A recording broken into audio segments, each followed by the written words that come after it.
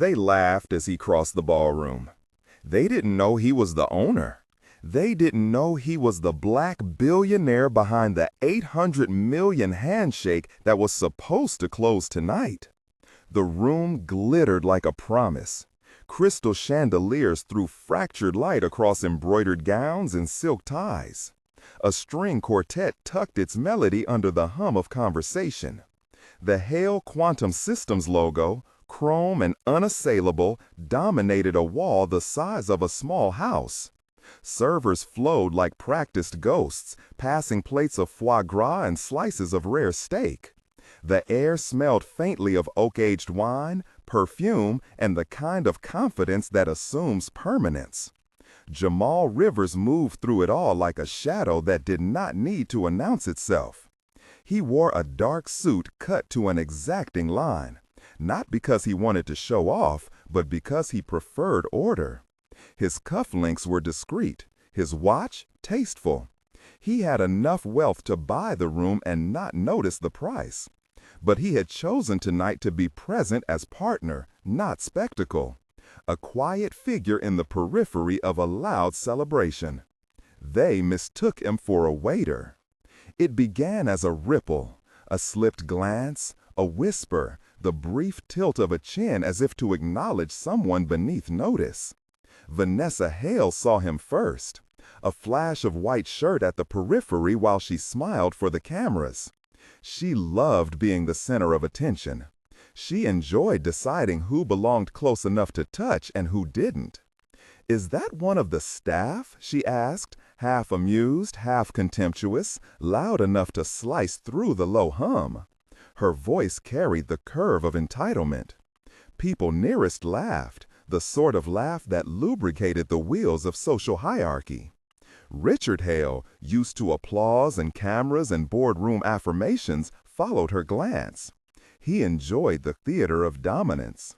In his life, everything had a visible place on a chart. Praise at the top, obedience at the bottom. He stepped forward with the casual arrogance of someone accustomed to orchestrating outcomes, as if the room were his stage and every uninvited moment could be edited out with a gesture. "What is that fellow doing near the head table?" he said, with a smile that did not reach his eyes. The servers moved. A tray hovered. Someone took a photo. A phone screen lit up like wildfire. Jamal watched them watch.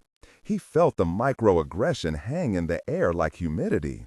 The assumption made by people who had never felt the need to ask, who had never considered that worth might sit quiet and not on display. He had heard worse in boardrooms. He had learned how to manage it with a patient economy of motion. He had arrived tonight because he believed in the new project. The 800 million figure, the technology, the people who would benefit. This was not about ego. It was about building something that lasted beyond the ephemeral glare of one evening. Vanessa took a step closer, not to speak to Jamal, but to perform for the cameras. A small, cruel idea flickered across her face like a matched strike. She lifted her glass as if to claim the moment, then turned and poured. The wine, a deep red that shimmered like a small dark sun, arced through the air. For a heartbeat, the room held its breath. The wine hit the front of Jamal's shirt. It splashed, slow motion and obscene, like a violation. Red bloomed across his cuff and lapel. Silence first. Then a chorus of camera shutters, not empathy, but eagerness. Phones rose.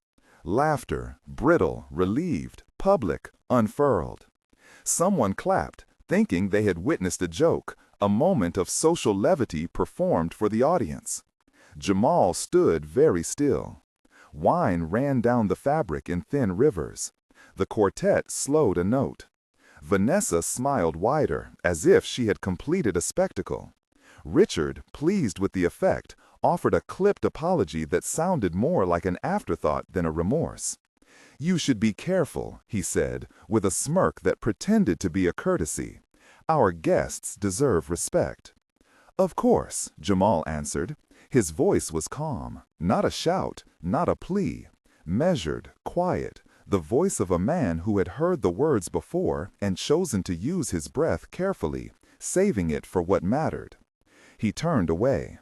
His exit was the kind that demanded attention without begging for it. He moved like someone accustomed to being underestimated. People stepped aside, either from deference or from the self-preservation instinct that recognizes a storm coming. The wine slowed into his shoes and left a small dark stain on the carpet. Later, it would be a detail the press would loop in slow motion, heap commentary on, assign symbolism to. Phones recorded. Video snippets began to circulate on private feeds and public accounts. The clip looped and spread with the efficiency of moths to a flame. The captioning began, "Rude guest," "Rich man" or "Staff," "Funny moment at Hale Gala." No one tagged Jamal's name. No one acknowledged that the man they had laughed at could very well be the deal's silent engine. He walked out of the hall and into the cool glass corridor of the hotel, where echoes were thinner and decisions sounded louder. He did not call out. He did not make a scene. He dialed. "Mark," he said when his advisor answered. His words were minimal, an instruction folded into a calm. "Pull the offer," Jamal said. "Freeze the accounts tied to the closing. Do not allow the signing to proceed. Announce the suspension." There was a pause on the line, the kind that held weight like a held breath. "Confirm?" "Confirm," Jamal said. He spoke as one would light a match for a controlled burn, with awareness of the physics at play. "Execute now." Then he hung up.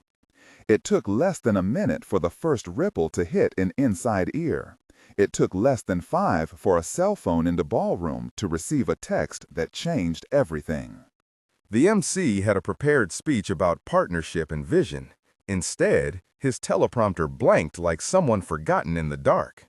The digital contract signature line, the ceremonial flourish intended to finalize an $800 million collaboration, froze. On the screen scattered across the room, a notification appeared. The deal suspension was terse. Execution paused pending review. Funds temporarily unavailable. The Hale Quantum Systems logo, the night's central symbol of triumph, seemed suddenly to hang like a statement in midair, incomplete. Vanessa's smile tapered. Richard's posture, once imperious, shrank like fabric pulled tight. Phones, which had been instruments of amusement moments before, now became mirrors that showed people looking foolish. Outside, hundreds of viewers, friends of friends, journalists, industry insiders, saw the clip and the notice and began to piece the story together. Social media, that vast rumor engine, began to spin with its own logic. Clips looped, the arc of wine, the unfazed exit. Then a new clip, a screenshot of an internal memo sent to the Hale board. Offer suspended, accounts frozen, signing postponed. A journalist at a table in Toronto posted the video with 2 lines. "They poured wine on him. He owns the deal. $800 million fund frozen. More to follow." The post went viral.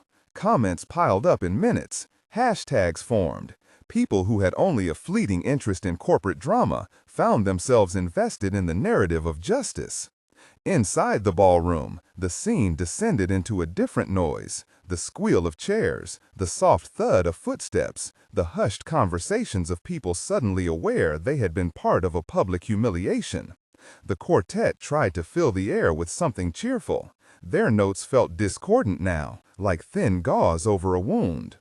The boardroom upstairs was a theater of panic. Phones blared. The chief financial officer's face went pale as a dozen accounts suddenly showed restricted. Investors called, their voices through speakerphone rapid and sharp. "What is happening?" one demanded. "Is this a PR stunt?" Another voice, steadier, asked a more dangerous question. "What did we miss? Who did we misjudge?" Each investor who pulled back added weight to the next investor's retreat. Terms in private calls became briefer and colder. The leak of a single text, "I can't be associated with that level of risk," traveled across time zones in seconds. Contracts have clauses. People have consciences. The legal team moved in a predictable, lawful way. They reviewed terms, they issued notices, they froze what could be frozen until the company could answer for the reputational damage done in a video clip. The real-time footage reclaimed agency. Clips of Vanessa and Richard, their faces tightening, their smiles forced, circulated with commentary. The internet loves a reversal. It loves it more when arrogance is toppled, and it loves it most when the correction is precise and without theatrics. By the next morning, headlines had a rhythm. Tech Gala turned sour as major funding paused. Hale Quantum's 800M signing suspended after viral humiliation. Op-eds sprouted like weeds. Discussions about class, race, and the brutal efficiency of online shaming. In some corners, the narrative hardened into a moral aloud. Respect must be accorded before status is demonstrated. But the fallout had a quieter, more structural side. Board members who had counted their reputations on the solidity of the deal began to step back. A few tendered resignations under the justification of personal reasons. Investors who had liked the optics but not the vulnerability of association quietly withdrew.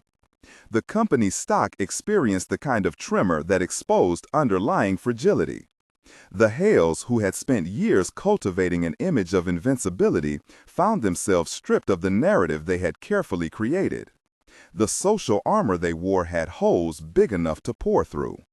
Pride had been a visible casing. When it cracked, whatever was inside was suddenly visible to everyone. They did the only thing left to those accustomed to being answered immediately. They went to the source. Vanessa and Richard arrived at Jamal's private dining room, not as a couple of apologetic petitioners, but as two people used to being heard the instant they chose to speak. They expected bargaining chips and soft admissions. They expected, perhaps, a staged reconciliation that would repair both their pride and the deal. They found composure, not indulgence. Jamal, Vanessa began, breathless, voice dipped in performative regret. We are so sorry. We made a terrible mistake. Please, the deal, everyone's counting on it. We need you to reconsider. Richard stood close enough to touch, the old architecture of superiority still trying to assert itself. I can fix this. We can offer concessions, public apologies, charitable donations, name it. Jamal looked at them as if he were examining a painting that had once had its varnish stripped. His eyes were not cruel. They were clear. There was no theatrical pause. He had reheated his moral temper, not to punish, but to instruct. You can apologize, he said. You can apologize 100 ways on television. You can hire consultants to perform remorse. But an apology without recalibration is a souvenir. It changes nothing. Vanessa reached forward, voice turning high with panic. People are losing faith, our employees. I know, Jamal interrupted, and that's why I acted quickly. I am responsible to more than my pride. I have investors, employees, communities that depend on the integrity of my decisions.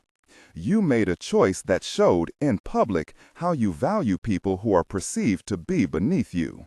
The question is not whether you feel shame tonight. The question is whether you understand the harm you've normalized. Richard's face flickered between anger and calculation. This is over a misunderstanding. Help us, for the people, for the tech, for all we've built. Jamal folded his hands. You didn't have to understand me or like me to do this right. All you had to do was extend the basic courtesy you expect from anyone you invite into your orbit. That basic courtesy is what you failed to give. Vanessa's voice softened into pleading now. We are begging you, one meeting, one statement, we will make it right. He considered them, his composure like a tide. He could have negotiated from a place of gilded retribution, draw demands, extract salaries, rearrange the company on his terms. But his choices had always been more strategic than theatrical. He sought something beyond compensation. This isn't a sale, he said. This is an accountability moment. You wanted a partnership built on innovation and respect. You showed your partners that respect only exists for those who reflect you. That is a disqualifier in my view. There was a hush, the kind that happens when an unexpected moral geometry collapses someone's plan. The Hales had not anticipated being outmaneuvered by principle. "So no?" Vanessa asked, the word a single brittle syllable. "No," Jamal said simply. "Not a negotiation, not a price. You can rebuild your company if you choose to rebuild it differently. If you are willing to change the culture you reproduce, you may reapply. For now, the offer stays suspended." They begged for mercy. He watched them plead and felt no pleasure in their humiliation. He felt only a heavy clarity, the recognition that the system had often protected them and allowed them to look down without reflection. Tonight had merely revealed what they had always been willing to reveal. "This isn't about humiliation," he added quietly. "It's about habits. Habits are harder to change than contracts. You asked for a partner who shared your values. You will have to prove you have them." Their calls to his legal counsel were immediate and frantic. Their PR team manufactured a statement of contrition and posted it to social channels. Opinion pieces changed tone, negotiating the language between condemnation and forgiveness. The story had many layers. Some wanted closure, many wanted spectacle. Meanwhile, Jamal returned to his day as if to remind the world that dignity is not a theater. He met with engineers, reviewed progress reports, and made calls about future projects. Power for him remained an instrument of stewardship rather than a badge. He derived his authority from a place of responsibility to outcomes and people who would benefit from them. From a distance, the public watched the Hales' slow unraveling and their attempts to reapply a veneer of respect. Their apologies, once instrumental, were inadequate to stem the rising tide of reputational damage. When investors calculated risk, they included not only the technology's potential, but the social calculus of a company's leadership. Founders who dehumanize invite scrutiny. Markets, like patients, respond badly to infections of trust. There were practical consequences as well. Partnerships suspended, pending payments held until audits cleared, board members replaced. Some employees felt betrayed and left. Others remained, hoping for structural reform. A leadership team that had prioritized optics over empathy faced a reinvention that would be difficult, costly, and, perhaps for the first time, honest. Yet the story's lessons extended beyond the balance sheets. People who had watched the clips began conversations on corporate culture. Training sessions proliferated. Boards added listening sessions. The viral clip, as hurtful as it was for Jamal at the moment, became a catalyzing image for organizations grappling with how to treat others in public and private. Critics argued Jamal had been heavy-handed. Supporters defended his measured response. The truth, like most truths, lived between extremes. A legitimate demand for accountability enacted in a manner that emphasized lawfulness and strategic leverage rather than spectacle. He had not called for public shaming. He had implemented contractual measures he had the authority to enact. He had used his institutional power to enforce a standard he expected from partners. When the Hales returned again, this time stripped of some of their earlier entitlement and almost skeletal in their posture, the tone was different. They no longer offered grand gestures. Instead, they offered specificity. Meetings to discuss structural changes, commitments to community initiatives, proposed board additions to diversify perspectives. They tried to demonstrate they had learned. Jamal listened. He asked hard, practical questions. Who will lead the internal investigations? How will you ensure that employees at every level feel safe to call out demeaning behavior? What measurable indicators will prove a culture shift? They answered, sometimes awkwardly, often haltingly. Jamal filed their answers like evidence. He did not reject every attempt at repair. He withheld trust until he saw indicators that change had become structural rather than performative. Rebuilding is a longer, quieter business than breaking, he told Richard at the last meeting. It requires more than statements. It requires alignment of incentives, accountability boards that can act, and a humility that survives a good quarter. Richard nodded, his jaw working. It was perhaps the hardest language Richard had heard, business language converted into moral engineering. In the weeks that followed, the scandal's ardor cooled into a longer conversation. The clips remained. They became case studies in leadership programs. The Hales maintained a diminished public presence, focusing on internal restructuring. Jamal continued his work, his investments shifting toward projects that promised tangible social impact rather than mere prestige. He moved as though the wine stain had been a small soil on expensive cloth, an irritant that required cleaning but not a scab he would pick. At a private moment, a journalist asked him why he had chosen such an uncompromising stance. Because, he said simply, people deserve to be seen before they are judged. You don't have to wait for someone to prove their value with a resume. Respect is a baseline. If you cannot extend it, you should not be the one leading others. He spoke not with triumph, but with the soberness of someone who recognized both the power and the responsibility of his position. He had seen too many occasions where power was used to confirm someone's sense of superiority. He intended to make sure his power clarified standards rather than simply exercising dismissal. There was a sweetness to the justice of the moment that did not taste like revenge. It tasted like recalibration. The world had felt, that night, smaller and more accountable. Phones had become witnesses, and witnesses had compelled institutions to answer more quickly than they had in a pre-digital era. Jamal had not wanted spectacle. He had wanted consequence, quiet and decisive. Once, as he left a meeting, a young analyst stopped him. "People say you were harsh," she said, eyes direct. "They say the video gave you the perfect moment. What do you tell people who think this was personal?"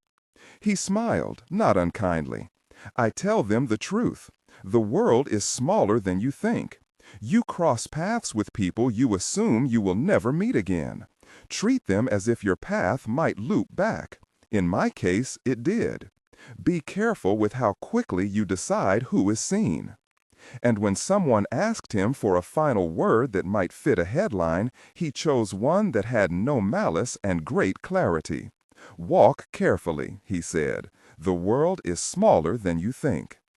The Hales would eventually rebuild, changed in some ways, and yet perhaps the same in others.